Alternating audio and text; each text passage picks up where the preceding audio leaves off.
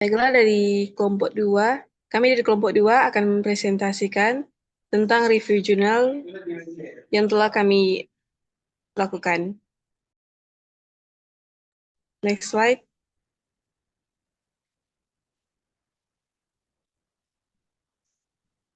Ini adalah nama-nama dari anggota kami. Yang pertama ada Hana Joko Hael, ada Luis Lumonon, dan saya sendiri Deborah Igir. Next slide. Ini adalah identifikasi jurnal yang telah kami cari dan kami telah teliti. Judul jurnal, rancangan ulang UI dan UX, website sistem informasi, kelautan menggunakan pendekatan desain thinking. Dan ada penulis Angga Fetsar, Muhammad, dan yang lainnya. Next slide.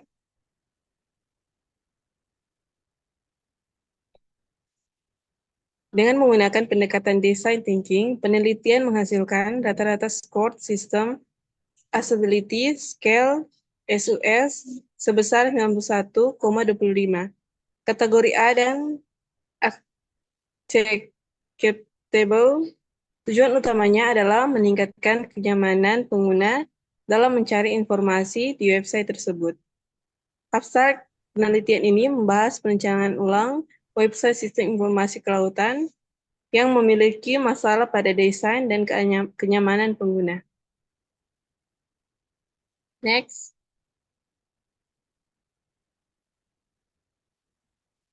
Pendahuluan jurnal ini membahas perkembangan teknologi dan pentingnya antarmuka yang efektif bagi pengguna.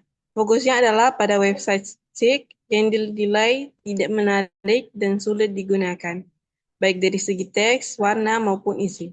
Penulis menekankan perlunya pendekatan design thinking untuk memecahkan masalah ini dengan referensi pada beberapa penelitian serupa yang menunjukkan efektivitas metode tersebut. Selanjutnya akan dilanjutkan oleh Luis. Baik, yang selanjutnya adalah tinjauan pustaka. Figma digunakan sebagai alat untuk merancang ulang antarmuka. Yang pertama adalah user interface. Elemen visual seperti tata letak, warna, dan simbol yang berinteraksi langsung dengan pengguna. Yang selanjutnya ada user experience, yaitu pengalaman emosional dan persepsi pengguna terhadap website. Lanjut ada design thinking, metodologi dengan 5 tahap: empathize, define, ideate, prototype, dan test, yang membantu menciptakan solusi berbasis kebutuhan pengguna. Terakhir ada sistem usability scale atau SAS, metode pengujian untuk menilai kenyamanan dan kemudahan pengguna dalam kemudahan sistem.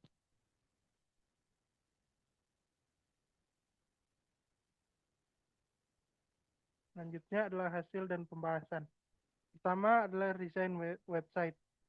Perubahan dilakukan pada struktur, tata letak, warna, dan elemen teks untuk meningkatkan keterbacaan dan kenyamanan. Selanjutnya adalah hasil SAS. Nilai rata-rata SAS sebesar 91,25 menunjukkan bahwa desain ulang diterima pengguna dengan baik, parameter A, dan best rangeable, menegaskan keberhasilan metode ini. Selanjutnya adalah peningkatan UI UX, yaitu berbagai elemen seperti heading, jarak antar teks, dan konsisten desain ditingkatkan, menghasilkan tampilan yang lebih profesional dan fungsional. Selanjutnya,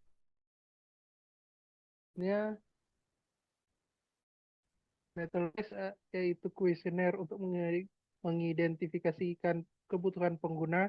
Define adalah analisis masalah, definisi kebutuhan. Ideate itu penyusunan solusi kreatif berbasis kebutuhan. Prototype yaitu merancang ulang antarmuka dengan Figma atau tools sebagainya. Yang terakhir adalah test, pengujian desain ulang menggunakan SUS. Selanjutnya akan dibawakan oleh Hana.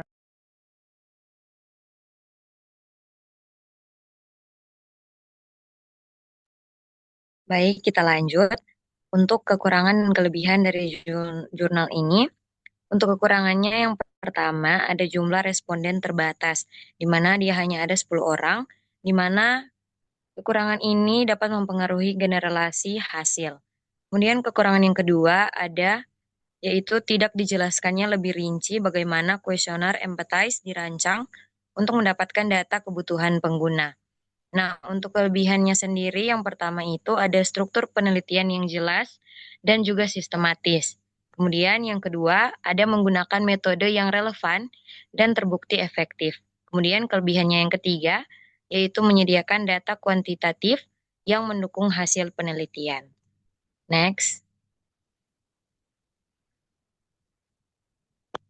Baik, kita masuk untuk saran untuk jurnal ini, di mana penelitian lanjutan perlu melibatkan lebih banyak responden untuk hasil yang lebih representatif, dan juga ada saran berikut yaitu di mana pengujian SUS dapat diperluas ke kelompok pengguna non-mahasiswa untuk memahami kebutuhan yang lebih luas. Next. Untuk kesimpulannya ada yaitu penelitian ini berhasil mencapai tujuan utama, yaitu memperbaiki UI UX website SIK menggunakan design thinking. Skor SUS yang tinggi mencerminkan peningkatan signifikan dalam kenyamanan dan kemudahan pengguna bagi pengguna. Mohon maaf dan kemudahan penggunaan bagi pengguna. Sekian dari presentasi kami. Kami ucapkan terima kasih.